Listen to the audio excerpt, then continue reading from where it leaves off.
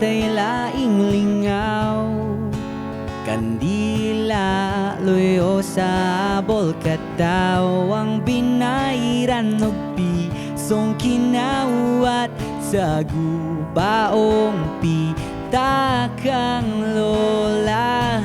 Anino sa mga artistang papel, gihingan lantag si Pedro Sabel, silang bida niya ning istorya sa gugmang away kahumanan. Sine, sine, sine sa bata pa, di na unta matapos pa.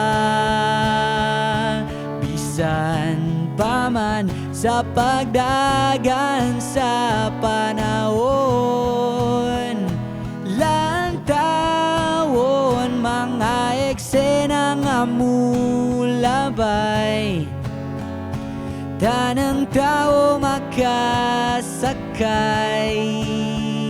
Saksiyan ta ang pagdagan sa panahon, panahon.